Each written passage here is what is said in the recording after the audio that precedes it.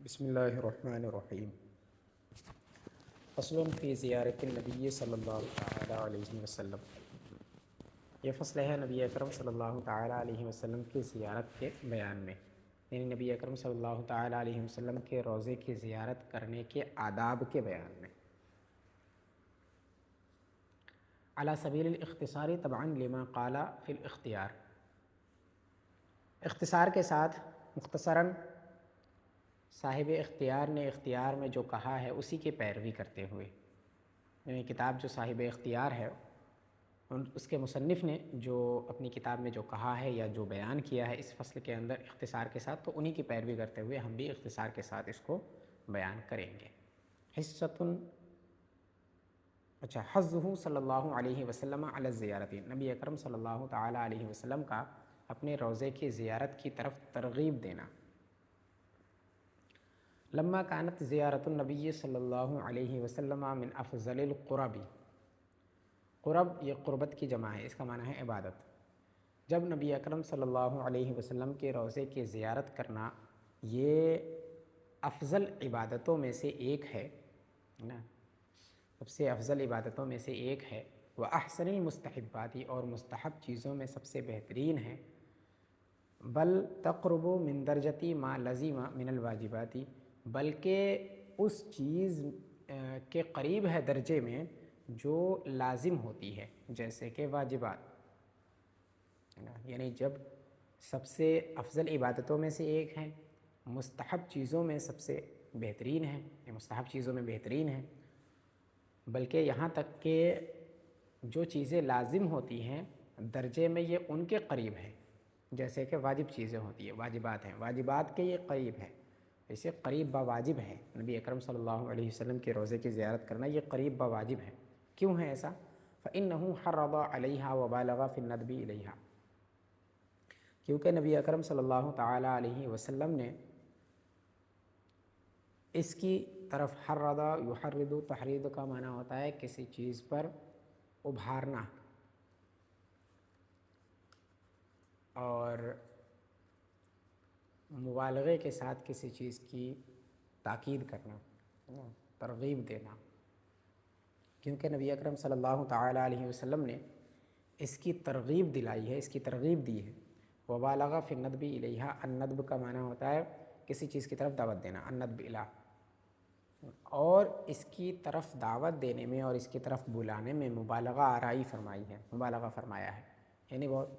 زیادہ مبالغے کے ساتھ اس چیز کی دعوت دی ہے کہ میرے روضے کی زیارت کرنا ہے نا، اس چیز کی۔ تو فرمایا جب نبی اکرم صلی اللہ تعالیٰ علیہ وسلم نے اپنے روضے کی زیارت کی ترغیب دی اور اس کی طرف دعوت دینے میں مبالغہ آرائی فرمائی، تو فرمایا کہ مبالغہ فرمایا تو فرمایا کہ من وجد ساعتا ولم یزرنی فقد جفانی، کہ ساعتاً یعنی وسعت، امکان، جس کے پاس وسعت ہو، جس کے لیے ممکن ہو، من وجد ساعتاً، جو وسعت پائے، یعنی جس کو موقع ملے ہے نا، جو موقع پائے، ولم یزرنی، اور میری زیارت نہ کرے، تو فقط جفانی، تو گویا اس نے مجھ پر ظلم کیا، فقط جفانی، تو اس نے مجھ پر ظلم کیا۔ من وجد ساعتا ولم یزرنی فقط جفانی، جس نے موقع پایا اور میری زیارت نہیں کی تو اس نے مجھ پر ظلم کیا۔ وقال صلی اللہ علیہ وسلم من زار قبری وجبت لہ شفاعتی، اور ایک مقام پر فرمایا کہ جس نے میری قبر کی زیارت کی اس پر میری شفاعت واجب ہو گئی، یعنی بروز قیامت میں اس کی شفاعت کروں گا جس نے میرے روضے کی زیارت کی۔ اسی طرح ایک دوسری حدیث کے اندر ہے کہ وقال صلی اللہ علیہ وسلم من زارنی بعد مماتی فکأنما زارنی فی حیاتی، جس نے میری زیارت میرے اس دنیا سے جانے کے بعد کی تو گویا اس نے ایسے ہی میری زیارت کی جیسے کہ میں ظاہری حیات کے ساتھ اس دنیا میں زندہ ہوں، یعنی جس نے میرے اس دنیا سے جانے کے بعد میری زیارت کی تو گویا اس نے ویسے ہی زیارت کی جیسے میں ظاہری حیات کے ساتھ، جیسے اس نے ظاہری حیات کے ساتھ میری زیارت کی، ایسے ہی ہے، گویا ایسے ہی ہے جیسے اس نے ظاہری حیات کے ساتھ میری زیارت کی۔ الی غیر ذالک من الاحادیث، اس کے علاوہ اور بھی بہت ساری حدیثیں ہیں جن کے اندر نبی اکرم صلی اللہ علیہ وسلم نے اپنے روزے کی زیارت کرنے کی ترغیب دی ہے، اس کی فضیلتوں کو بیان کیا ہے نا، اور اس کی طرف بلایا ہے۔ تو ان احادیث کی وجہ سے، ان فرامین مصطفیٰ صلی اللہ تعالیٰ علیہ وسلم کی وجہ سے ہم نے یہ کہا کہ یہ حدیث جو ہے، بلکہ فقہائے کرام کہتے ہیں تقریباً اتفاق کے ساتھ کہ نبی اکرم صلی اللہ علیہ وسلم کے روزے کی زیارت کرنا یہ قریب واجب ہے۔ النبی صلی اللہ علیہ وسلم حی فی قبرہ، نبی اکرم صلی اللہ تعالیٰ علیہ وسلم اپنی قبر کے اندر زندہ ہیں۔ ومما هو مقرر عند المحققین انه حی یرزق ممتع بجمیع الملاذ والعبادات غیر انه حجب عن ابصار القاصرین عن شریف المقامات۔ اور جو چیزیں محققین کے یہاں ثابت شدہ ہیں، مقرر یعنی ثابت، جو چیزیں محققین کے یہاں ثابت شدہ ہیں ان میں سے ایک یہ ہے کہ نبی اکرم صلی اللہ تعالیٰ علیہ وسلم حی زندہ ہیں، یرزق انہیں رزق دیا جاتا ہے، ممتع بجمیع الملاذ والعبادات تمام طرح کی نعمتوں اور عبادتوں سے فائدہ اٹھاتے ہیں، تمام طرح کی نعمتوں اور عبادتوں سے فائدہ اٹھاتے ہیں۔ نبی اکرم صلی اللہ تعالیٰ علیہ وسلم زندہ، یہ محققین کے نزدیک ہے، وہابیوں کے نزدیک نہیں ہے۔ غیر انہ حجب عن ابصار القاصرین عن شریف المقامات، یہاں یہ وہابیوں کے نزدیک کہہ رہے ہیں غیر انہ حجب عن ابصار القاصرین عن شریف المقامات، سوائے اس کے کہ وہ ان نگاہوں سے پوشیدہ ہیں، ان نگاہوں سے چھپا دیے گئے ہیں جو اچھی جگہوں کی زیارت کرنے سے، اچھی جگہوں کو دیکھنے سے قاصر ہیں، عاجز ہیں، ہے نا، یعنی جن نگاہوں کے اندر یہ صلاحیت نہیں ہے کہ وہ عمدہ اور اللہ تبارک و تعالیٰ کی نعمتوں، بہترین چیزوں کو دیکھ سکیں، ہے نا، معزز اور معظم چیزوں کو دیکھ سکیں، ان کی نگاہوں سے یہ پوشیدہ ہے نا، یہ بات کہہ لو، یا پھر نبی اکرم صلی اللہ تعالیٰ علیہ وسلم کی ذات ان نگاہوں سے پوشیدہ ہے کہ جو نگاہیں اللہ تبارک و تعالیٰ کی عظیم چیزوں کی زیارت نہیں کر سکتی ہیں، نہیں دیکھ سکتی ہیں، جیسے کہ وہابیہ ہے، ان سے نبی اکرم صلی اللہ تعالیٰ علیہ وسلم کی تعریف ہضم نہیں ہوتی، ان کی عظمتیں ہضم نہیں ہوتی ہیں، پیٹ میں درد ہونے لگتا ہے۔ خیر، ہاں، تو نبی اکرم صلی اللہ تعالیٰ علیہ وسلم اپنی قبر کے اندر ویسے ہی زندہ ہے جیسے اس دنیا میں زندہ تھے، اور انہیں ہر طرح کا رزق اللہ تبارک و تعالیٰ عطا فرماتا ہے، اس سے وہ فائدہ اٹھاتے ہیں، عبادتیں کرتے ہیں، بالکل ویسے ہی ہیں جیسے اس دنیا میں تھے، بس ایک آن کو وعدہ الہی پورا کرنے کے لیے ان پر موت طاری ہوئی، اور پھر اس کے بعد ویسے ہی بدستور زندہ ہیں جیسے اس دنیا میں تھے۔ یہ محققین کے نزدیک ہے نا، محققین جو تحقیق کرنے والے ہیں ان کے یہاں یہ ثابت شدہ ہے، ثابت بات ہے، صرف ہوا نہیں ہے۔ خیر، نبذۃ من آداب زیارتی، نبی اکرم صلی اللہ تعالیٰ علیہ وسلم کی زیارت کے آداب میں سے تھوڑے آداب بیان کریں گے، نبذۃ یعنی تھوڑا سا حصہ۔ ولما رأینا اکثر الناس غافلین عن اداء حق زیارتہ وما یسن للزائرین من الکلیات والجزئیات، جب ہم نے دیکھا اکثر لوگوں کو نبی اکرم صلی اللہ تعالیٰ علیہ وسلم کی زیارت کے حقوق کی ادائیگی میں غفلت کرتے ہوئے، وما یسن للزائرین من الکلیات والجزئیات، اور جو کلیات و جزئیات زیارت کرنے والوں کے لیے سنت ہے ان سے غفلت کرتے ہوئے دیکھا، ہے نا، اکثر لوگوں کو غفلت کرتے ہوئے دیکھا، تو احببنا ان نذکر بعد المناسک و ادائها ما فیہ نبذۃ من الآداب تتمیما لفائدۃ الکتاب۔ تو ہم نے یہ چاہا، ہم نے ارادہ کیا کہ ہم مناسک حج اور مناسک حج کی ادائیگی کے بعد وہ ذکر کریں جس کے اندر نبی اکرم صلی اللہ تعالیٰ علیہ وسلم کے روزے کی زیارت کرنے کے تھوڑے سے آداب آ جائیں، تتمیماً لفائدۃ الکتاب، تاکہ اس کتاب کا فائدہ مکمل ہو جائے، ہے نا، اس کتاب کو مکمل طور پر مفید بنانے کے لیے ضروری تھا کہ نبی اکرم صلی اللہ تعالیٰ علیہ وسلم کی روزے کی زیارت اور آپ کی عظمتوں کو بھی مختصراً بیان کر دیا جائے۔ تو انہوں نے ارادہ کیا کہ اب آخر میں جو ہے نبی اکرم صلی اللہ علیہ وسلم کے روزے کی زیارت کے آداب کو تحریر کریں۔ فنقول، ہم کہتے ہیں کہ ینبغی لمن قصد زیارت النبی صلی اللہ علیہ وسلم ان یکثر من الصلاۃ علیہ، جو شخص نبی اکرم صلی اللہ تعالیٰ علیہ وسلم کی زیارت کا قصد کرے، ارادہ کرے، اسے چاہیے کہ ان پر کثرت سے درود شریف پڑھے، کثرت سے درود پاک پڑھے نبی اکرم صلی اللہ تعالیٰ علیہ وسلم پر، ہے نا۔ فَإِنَّهُ يَسْمَعُهَا وَتُبَلَّغُ إِلَيْهِ وَفَضْلُهَا أَشْهَرُ مِنْ أَنْ يُذْكَرَ، کیونکہ نبی اکرم صلی اللہ تعالیٰ علیہ وسلم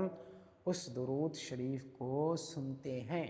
اور ان کے پاس وہ درود پہنچایا جاتا ہے، اور درود شریف کی فضیلتیں اتنی زیادہ مشہور ہیں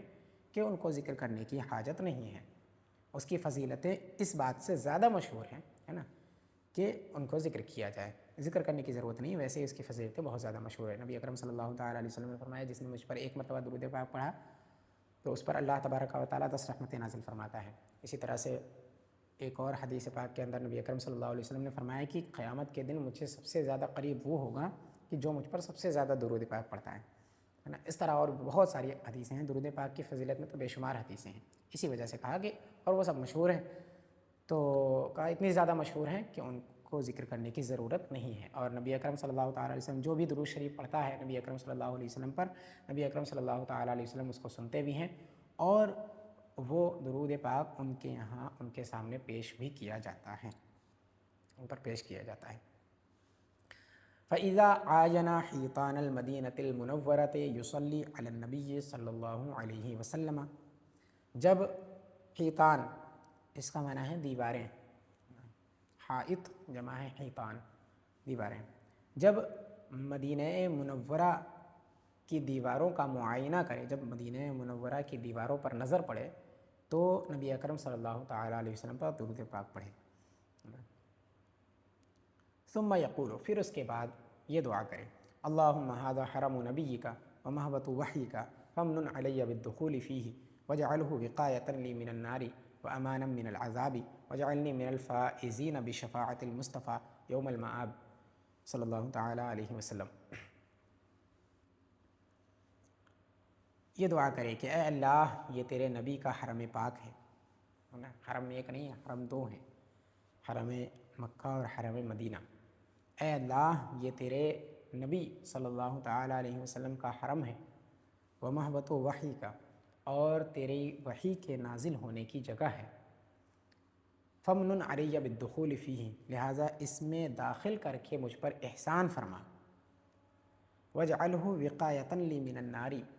اور اس کو جہنم سے مجھے آزاد کرنے کا وسیلہ بنا، سبب بنا، جہنم سے میری آزادی کا سبب بنا دے اسے، وامانا من العذاب، اور عذاب سے امان کا سبب بنا دے، وجعلنی من الفائزین بشفاعت المصطفیٰ صلی اللہ علیہ وسلم یوم المآب، اور مجھ کو قیامت کے دن نبی اکرم صلی اللہ تعالیٰ علیہ وسلم کی شفاعت کے ذریعے کامیاب ہونے والوں میں سے بنا دے، یعنی مجھے ان لوگوں میں شامل فرما دے جو کل بروز محشر نبی اکرم صلی اللہ تعالیٰ علیہ وسلم کی شفاعت عظمیٰ سے مشرف ہو کر جنت میں جائیں گے، ہے نا، یعنی نبی اکرم صلی اللہ علیہ وسلم کی شفاعت کی وجہ سے جو لوگ جنت میں جائیں گے ان لوگوں میں سے مجھے بنا دے۔ تو اس طرح سے دعا کریں، اس کے بعد پھر وَيَغْتَسِلُ قَبْلَ الدُّخُولِ أَوْ بَعْدَهُ قَبْلَ التَّوَجُّهِ لِلزِّيَارَةِ إِنْ أَمْكَنَهُ، مدینہ شریف میں داخل ہونے سے پہلے یا مدینہ شریف میں داخل ہونے کے بعد زیارت کی طرف متوجہ ہونے سے پہلے اگر ممکن ہو تو غسل کرے، یعنی اگر مدینہ شریف میں داخل ہونے سے پہلے ہی ممکن ہو تو پہلے ہی غسل کر لے، یہ اور زیادہ بہتر ہے، یا پھر داخل ہونے کے بعد غسل کرے اور زیارت کی طرف متوجہ ہونے سے پہلے جو بھی ضرورتیں، صرف غسل نہیں، جو بھی ضرورتیں ہیں ان تمام ضرورتوں سے پہلے ہی فارغ ہو لے، ہے نا، جیسے کہ عرفات کے میدان میں دعا کرنے کے لیے جب وہاں ٹھہرتے ہیں تو اس سے پہلے جتنی بھی تمام ضروریات ہیں ان سب سے فارغ ہو لے، ہے نا، ویسے ہی یہاں پر بھی ہے، جتنی بھی اس کی ضروریات ہیں، کھانا پینا ہو، نہانا دھونا ہو، جتنی بھی ضروریات ہیں ان تمام ضروریات سے فارغ ہو لے، اس کے بعد پھر زیارت کی طرف متوجہ ہوں۔ وَيَتَطَيَّبُ، خوشبو لگائے، وَيَلْبَسُ أَحْسَنَ ثِيَابِهِ، اور سب سے اچھا کپڑا پہنے، اچھے کپڑے پہنے، ہے نا، وَيَلْبَسُ أَحْسَنَ ثِيَابِهِ، اور اچھے کپڑے پہنے، تعظیماً للقدوم علی النبی صلی اللہ علیہ وسلم، نبی اکرم صلی اللہ تعالیٰ علیہ وسلم کے پاس حاضر ہونے کی تعظیم کے لیے، کہ نبی اکرم صلی اللہ تعالیٰ علیہ وسلم کی بارگاہ میں حاضر ہو رہا ہے نا، کسی عام جگہ تو نہیں جا رہا ہے، تو بہتر سے بہتر جو سب سے عمدہ کپڑا اس کے پاس ہو اس کو پہنے۔ ثم يدخل المدینۃ المنورۃ ماشیا، پھر مدینہ منورہ میں پیدل داخل ہوں، سواری پر نہیں، سواری باہر چھوڑ دے، بلکہ یہاں تو پیدل چلنا بھی جو ہے یہ گوارا نہ ہو نا۔ ثم يدخل المدینۃ المنورۃ ماشیا، پھر مدینہ منورہ میں پیدل داخل ہوں، ان امکنہ بلا ضرورت، بلا ضرورت اگر اس کے لیے ممکن ہو تو پیدل جائے، ہے نا، جس طرح سے باقی تمام مناسک حج کے اندر تھا، ہے نا، ایک دو کو چھوڑ کے، کہ پیدل ہی کرنا افضل ہے اگر اسے کوئی عذر نہ ہو تو وہاں یہاں بھی وہی ہے کہ اگر کوئی عذر نہ ہو، اگر ضرورت نہ ہو، ممکن ہو اس کے لیے پیدل چلنا، تو پیدل ہی جائے۔ بعد وضع رکبہ و اطمئنانہ علی حشمہ و امتعتہ، سواری یعنی قافلہ، رکب یعنی قافلہ، قافلے کے رکنے اور اپنے ساز و سامان پر اطمینان پا لینے کے بعد، ہے نا، یہ بھی اسی کی طرف اشارہ ہے کہ تمام ضروریات سے فارغ ہو جائے، مطلب کہ قافلہ وہاں پہنچ جائے، قافلہ جو ہے وہ اپنی جگہ پہ ٹھہر جائے، پھر اپنے جو ساز و سامان ہے ان ساز و سامان کو محفوظ جگہ پر رکھ دے، ہے نا، اس کے بعد جائے، تاکہ دل ادھر مائل نہ رہے، دل ادھر نہ لگا رہے۔ متواضعا بالسکینۃ والوقار ملاحظا جلالۃ المکان قائلا بسم اللہ وعلی ملت رسول اللہ صلی اللہ علیہ وسلم رب ادخلنی مدخل صدق واخرجنی مخرج صدق واجعل لی من لدنک سلطانا نصیرا۔ متواضعا عاجزی کے ساتھ، بالسکینۃ اطمینان اور سکون کے ساتھ، بالسکینۃ والوقاری اطمینان اور سکون کے ساتھ، وقار کے ساتھ، عاجزی ظاہر کرتے ہوئے داخل ہو، ملاحظاً جلالۃ المکانی، اور مسجد نبوی شریف اور روضہ انور کی عزت و جلال کو ملاحظہ کرتے ہوئے، اس کا خیال رکھتے ہوئے، اس کا لحاظ کرتے ہوئے عاجزی و انکساری اور اطمینان و سکون کے ساتھ داخل ہو۔ قائلاً، یہ پڑھتے ہوئے داخل ہو، بسم اللہ وعلی ملت رسول اللہ صلی اللہ علیہ وسلم، اللہ تبارک و تعالیٰ کے نام سے شروع، وعلی ملت رسول اللہ صلی اللہ علیہ وسلم، اور نبی اکرم صلی اللہ تعالیٰ علیہ وسلم کی دین پر، ملت پر، نبی اکرم صلی اللہ تعالیٰ علیہ وسلم کی ملت پر، نبی اکرم صلی اللہ علیہ وسلم کے دین پر، رب ادخلنی مدخل صدق واخرجنی مخرج صدق واجعل لی من لدنک سلطانا نصیرا، اے میرے رب، مجھ کو سچ کے داخل ہونے کی جگہ سے داخل فرما اور سچ کے نکلنے کی جگہ سے مجھ کو نکال، اور میرے لیے اپنے پاس سے ایک مددگار سلطان بنا دے۔ سلطان یعنی کہ طاقت والا، اقتدار والا مددگار بنا دے۔ اللہم صلی علی سیدنا محمد وعلی آل محمد الی آخری، اس کے بعد یہ پڑھیں درود شریف آخر تک، جو نماز کی اندر پڑھتے ہیں درود ابراہیمی یا اس کے علاوہ اور کوئی درود شریف پڑھے۔ وغفر لی ذنوبی، اور میرے گناہوں کو معاف فرما دے، وافتح لی ابواب رحمتک وفضلک، اور میرے لیے اپنی رحمت اور اپنے فضل کے دروازے کھول دے۔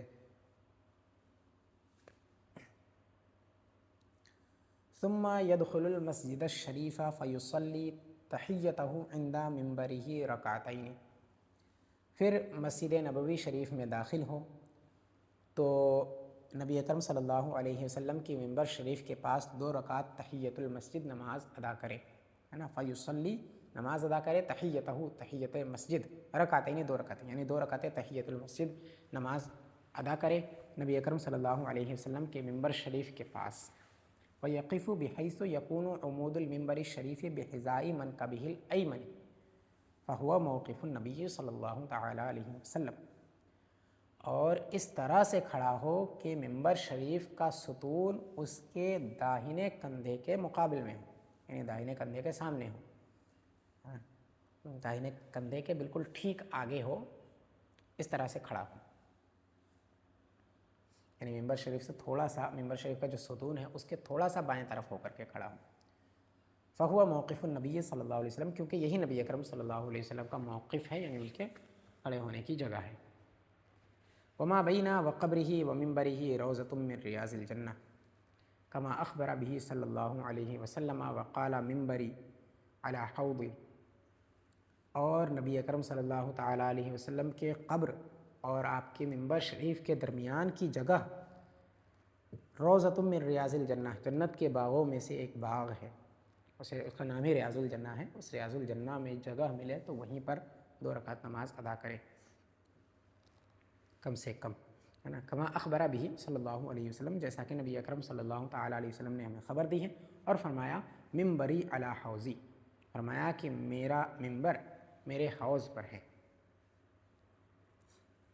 فتسجد شکرا للہ تعالی بادائی رکعتین غیر تحیۃ المسجد شکرا لما وفقک اللہ تعالی ومن علیک بالوصول